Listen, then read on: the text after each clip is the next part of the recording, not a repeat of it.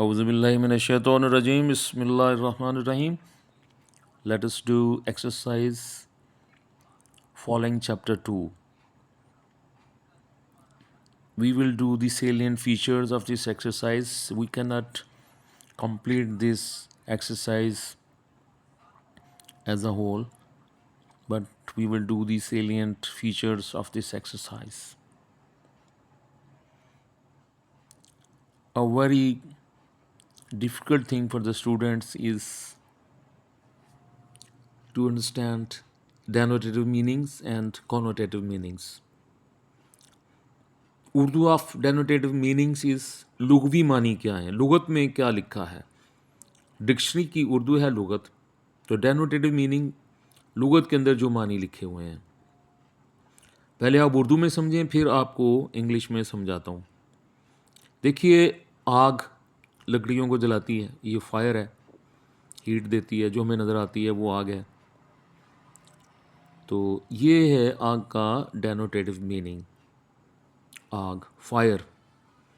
लेकिन जब कोई गुस्से वाली बात करता है, कोई किसी को अब्यूज़ करता है, गाली देता है, तो उसके तन बदन में जो आग लगती है वो कॉनोटेटिव वाली आग है। वो मुरादी माने हैं, गुस्सा दिलाने वाली बात करना, आग लगाना, अपने लफ्ज़ों से जलाना, अपने एटीट्यूड से दूसरे को नुकसान पहुंचाना। और बाज़ रवैये होते हैं मुल्क और कौम के ख़िलाफ़ जो साजिश की जाती है, कॉन्स्पिरेसीज़ की जाती हैं, वो मुल्क को आग लगाना होता है, कौमों को आग लगाना होता है, नफ़रत की आग भड़काना, ये सब कॉनोटेटिव मीनिंग है। लेकिन जो जलाओ घराओ करते हैं लोग, आग लगाते हैं गाड़ियों को, बसों को, वो तो डेनोटेटिव मीनिंग में है, वो फायर जो है। तो इसी तरह वो आस्तीन का सांप है, तो वो सांप तो नहीं है ना, वो होता तो इंसान ही है, तो उसको सांप करार दिया जा रहा है उसकी बैड हैबिट्स की वजह से, तो वो उसके कॉनोटेटिव मीनिंग में आ जाएगा। इस तरह का जुमला, ये फ़लाँ शख्स जो है वो आस्तीन का सांप है, ये जो जुमला बना है, यहाँ सांप अपने मुरादी मानों में है, डेनोटेटिव मानों में नहीं है। तो किसान के कपड़ों में सांप घुस गया, अब ये जो जुमला है इसमें जो सांप की बात हो रही है ये डेनोटेटिव मीनिंग में है। The snake entered in the clothes of the farmer, ये उसके डेनोटेटिव मीनिंग है। इसी तरह smugglers are snakes of the nation, smugglers जो हैं वो कौम के सांप हैं। Traitors are snake of the nation, ये मैंने मिसाल दे के आपको वाज़े कर दी हैं डेनोटेटिव मीनिंग एंड कॉनोटेटिव मीनिंग्स। अब यहाँ पर एक लिस्ट दी गई है। अब इस सारी लिस्ट में आप देखें, एक लफ्ज़ है स्किनी। स्किनी बहुत अच्छी वजाहत कर रहा है कॉनोटेटिव मीनिंग। कोई आपने ऐसा इंसान देखा है जो चलता फिरता हो और उसके अंदर हड्डियाँ ना हो, गोश्त ना हो, कुछ भी ना हो, सिर्फ स्किन ही हो? आपकी वो स्किन चलती फिरती है, स्किन जा रही है, स्किन आ रही है, स्किन खा रही है, स्किन पी रही है, ऐसा होता नहीं है, मुमकिन नहीं है। तो ये जो स्किनी का लफ्ज़ है ये प्योरली कॉनोटेटिव मीनिंग को बयान कर रहा है। ये हकीकत से बड़ी दूर बात है, ये मुरादी माने लिए जा रहे हैं। स्लिम बंदा पतला तो होता है, तो ये अपने डेनोटेटिव मीनिंग में है।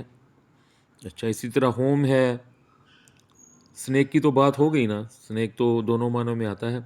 तो लेकिन जब सारे माने नहीं दिए हुए, एक ही माना है, तो स्नेक का अपना वजूद तो है ना, इसलिए यहाँ पर स्नेक को आप लेंगे डेनोटेटिव मीनिंग में, क्योंकि यहाँ जुमला थोड़ी बनाया गया, वैसे लिखा है, ये डिक्शनरी की तरह लिखा गया है, तो आप डिक्शनरी की तरह बात करें। तो डिक्शनरी के अंदर भी बहुत चीज़ें लिखी होंगी, कहने के तो वो डिक्शनरी में होंगी, लेकिन उसका वजूद नहीं होगा। जैसे मैंने कहा स्किनी, ये डिक्शनरी में भी लिखा होगा, लेकिन डिक्शनरी में लिखा होने के बावजूद ये अपने कॉनोटेटिव मीनिंग में ही यूज़ होगा। इसका कोई जो है ना डेनोटेटिव कंसेप्ट है ही नहीं। इस तरह महल भी आपको कहीं कहीं नज़र आएगा, ज़्यादातर कहानियों में ही महल नज़र आएगा। आजकल कौन महल बनाता है? लोगों ने घर बनाया हुआ होता है, सादा सा घर होता है, उसके बाहर मेंशन लिख देते हैं। तो आजकल तो महल बनते नहीं है ना, इसलिए महल भी आजकल के हिसाब से मेंशन जो है इसका मतलब होता है महल।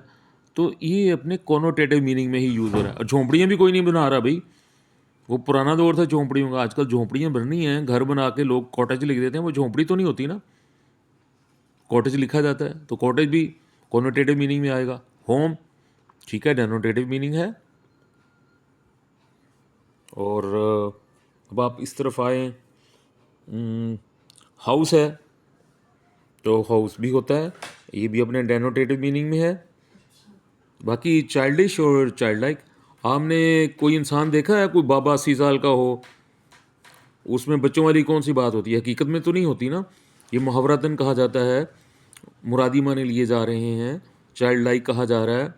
अगर कोई उससे ऐसी हरकत सरदर्द होती है, जवान आदमी से होती है, चाइल्डिश हरकत होती है, बेवकूफ़ाना हरकत होती है या बचगाना हरकत होती है, जो भी है, ये दोनों चाइल्डिश और चाइल्ड लाइक जो हैं, ये हकीकत से बड़ी दूर है, ये कॉनोटेटिव मीनिंग में यूज़ हो रहा है।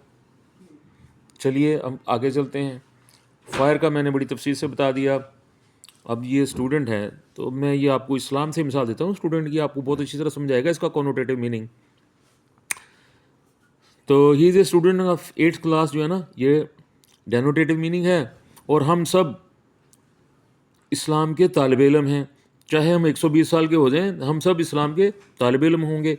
अब ये चीज़ जो है ना, बईदस क्यास है, एक गैर मामूली चीज़ है, और ये मुरादी माने लिए जा रहे हैं। We all the Muslims are students of Islam in all edges.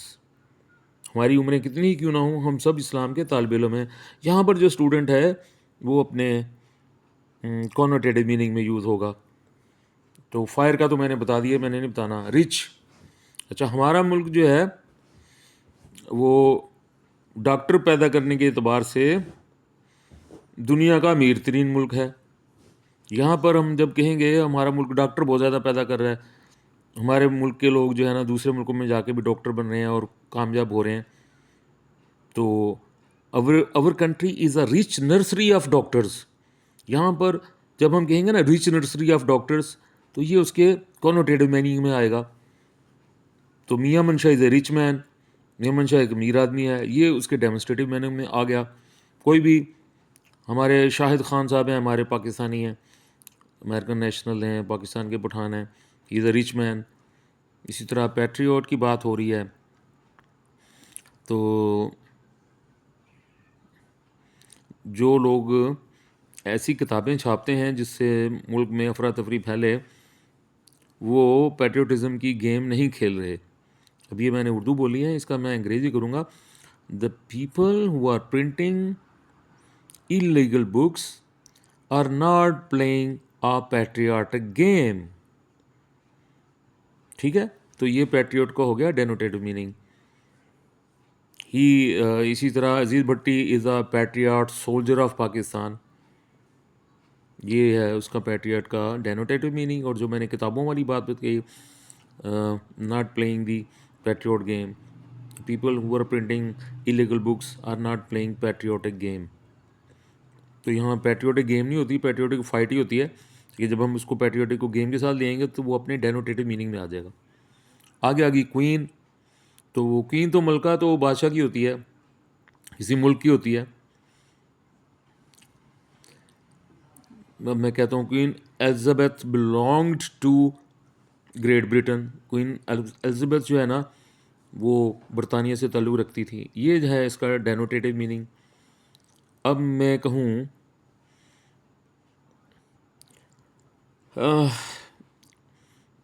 कोई इंसान नेक होने की वजह से, कोई खातून नेक होने की वजह से अपने, अब कह सकते हैं कोई भी नेक खातून जो है अपने पूरे ख़ानदान के लिए क्वीन ऑफ हार्ट्स होती है, तो दिलों की मलका होती है कोई भी खातून अपनी खूबियों की वजह से। जैसे हमने एलेनोर का हमने आगे पढ़ना है, Eleanor was queen of hearts for the whole village. Eleanor जो है वो पूरे गांव के लिए दिलों की मलका थी। Eleanor was queen of hearts for the whole village. आगे हम उसका पूरा पैराग्राफ पढ़ेंगे, इसकी ट्रांसलेशन भी करेंगे। अच्छा जी, अब वो, now let us come on to the next exercise, choosing words for tone. Tone up करनी है या टोन को डाउन करना है।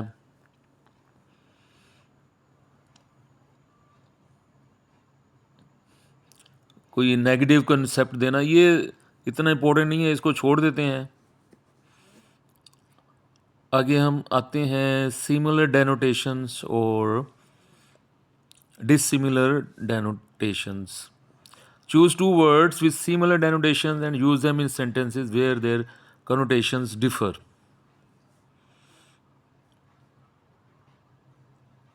इसी तरह discuss the impact on the overall tone or message of the sentences.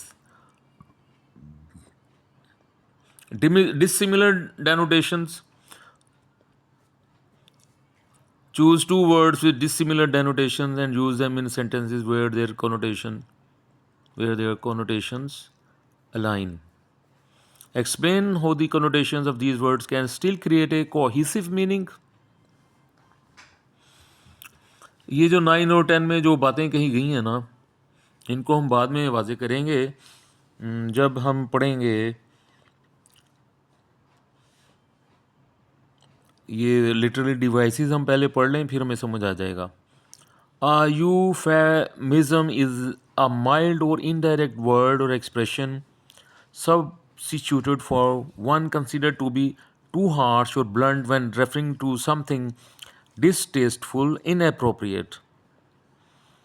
कुछ अल्फाज ऐसे होते हैं जो महफिल और माहौल के मुताबिक लोगों को तकलीफ़ दे सकते हैं, तो फिर उनके चुनाव करने की बजाय हम कुछ ऐसे अल्फाज बोलते हैं जिससे मुआशरे में बैलेंस बरकरार रहे।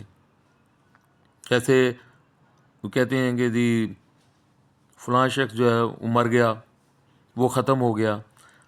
अगर कोई बुरा आदमी होगा जी वो अपने अंजाम को पहुंचा, अगर नेक आदमी होगा जी वो उनका इंतकाल हो गया है, वो इस दुनिया से जन्नत में चले गए हैं जी, वो जन्नत में चला गया। ये बड़ी इज़्ज़त देने वाली बात है। हम कहते हैं वो मर गया, वो फना हो गया, वो तबाह हो गया, वो बर्बाद हो गया, ये वो जहन्नुम में चला गया। अब मरने के लिए कोई नेक आदमी मरेगा तो हम कह देंगे जी वो जन्नत में चला गया है, चले गए हैं, बड़ी इज़्ज़त के साथ कहेंगे। अगर कोई बुरा आदमी मरेगा, कहें कोई डाकू मर गया, कातिल, डकैत, दहशतगर्द, तो हम कहेंगे जी वो जहन्नुम वासिल हो गया। तो बात तो एक ही है, लेकिन उसके लिए अलग-अलग हमने अल्फाज इस्तेमाल किए हैं। उन अल्फाज की जो ताबीर की गई है वो दूसरे अंदाज में की गई है। ये यूफेमिज्म की एक एग्ज़ाम्पल है। ऑक्सीमोरोन जो है वो कम्बिनेशन होता है माकूस अल्फाज का। जैसे इन्होंने दी है एग्ज़ाम्पल, डेफ होता है बहरा, तो डेफनिंग होता है बहरा कर देने वाला शोर जो होता है, तो साइलेंस होती है खामोशी, डेफनिंग साइलेंस, तो बहरा कर देने वाली खामोशी। इसी तरह अलोन टुगेदर, डेफिनेटली और मे बी, डेफिनेटली होता है यकीनन, हो सकता है यकीनन, ये उन्होंने दोनों को मिला दिया है। इससे भी ज़्यादा अच्छी मैंने कुछ एग्जांपल्स ढूंढी हैं जिससे ऑक्सीमोरोन जो है बहुत क्लियरली डिफाइन हो जाएगा। जैसे फॉल्स ट्रूथ, तो देखिए ना, फॉल्स ट्रूथ आपने कभी देखी है? एक चीज़ जो कि सच भी हो और झूठ भी हो। तो इसी तरह फ्रेंडली फाइट, दोस्ताना लड़ाई, तो फ्रेंडली फाइट ये होती है जब जो पैसे लेके लोग पहलवान लड़ते हैं, तो पैसे ले लेते हैं दोनों तरफ से और लोगों को खुश करने के लिए फ़ाइट हो रही होती है, वो फ्रेंडली फ़ाइट होती है। ये इसकी तो हकीकत मौजूद है। इसको भी आप इसी तरह पेनफुली ब्यूटीफुल, अगर कोई चीज़ दर्द दे रही है तो वो ब्यूटीफुल तो नहीं ना होगी, तो तकलीफ़ दे खूबसूरती। ओल्ड न्यूज़, पुरानी खबरें, ये बड़ी अच्छी एग्जांपल है माकूस अल्फाज के मजमुआ की। तो ऑक्सीमोरोनिक फ्रेजेस होते हैं माकूस अल्फाज का मजमुआ। इसको उर्दू में सनत तज़ाद भी कहा जाता है। ऑर्गेनाइज्ड केओस, केओस होता है बेतरतीबा, जिसमें कोई जो वेल ऑर्गेनाइज ना हो। तो जब हम कहेंगे ऑर्गेनाइज्ड केओस तो वो हो जाएगा ऑक्सीमोरोनिक फ्रेज हो जाएगा। तो यूफेमिज्म मैंने आपको बता दिया। अब रहेगी नुएंसीज। नुएंसीज चूँकि उधर स्टार्ट जब हमने लिया है पेज नंबर 25 पर, तो उसमें नुएंसीज का जिक्र नहीं हो रहा था। उसमें यूफेमिज्म का हुआ है और ऑक्सीमोरोन का हुआ है। तो आगे इसी लाइन में आगे चल के नुएंसीज हो जाते हैं। अब मुझे नहीं मालूम उन्होंने ऐसा क्यों किया है, आप लोगों को परेशान कर दिया है। नुएंसीज को समझना तो बहुत आसान है। जैसे गुड, बेटर, बेस्ट। पहले मैं उर्दू में समझाता हूँ कि किसी फ्रेज़ के लिए या इंग्लिश के किसी भी लफ्ज़ के लिए जो उसकी डिफरेंट डिग्रीज़ होती हैं, शेड्स के एतबार से, शिद्दत के हिसाब से, उसको हम नुएंसीज़ कहते हैं। अब नुएंसीज़ ऑफ कलर क्या है? आपने देखा है ग्रीन है जी, ये बॉटल ग्रीन है, ऑलिव ग्रीन है, सी ग्रीन है, ये ग्रीन के डिफरेंट शेड्स हैं। तो ये सारे शेड्स जो हैं ना, दे आर नुएंसीज़ ऑफ कलर। इसी तरह से नुएंसीज़ ऑफ बिहेवियर क्या है? फ्यूरियस होता है, गुस्से में होना, एनरेज्ड होता है, बहुत ज़्यादा गुस्से में होना। तो ये दोनों डिफरेंट शेड्स हैं बिहेवियर के, कैफियत के। इसी तरह एक स्लिम होता है, एक स्लेंडर होता है, ये भी डिफरेंट शेड्स हैं दुबले पतले होने के। तो जैसे गुड, बेटर, बेस्ट, अच्छा है, बेटर उससे अच्छा, बेस्ट सबसे अच्छा, ये 3 शेड्स हैं। तो जो भी एडजेक्टिव की 3 डिग्रीज हैं वो नुएंसीज हैं। आई डोंट नो कि इस बुक में क्यों नहीं उसको मेंशन किया गया।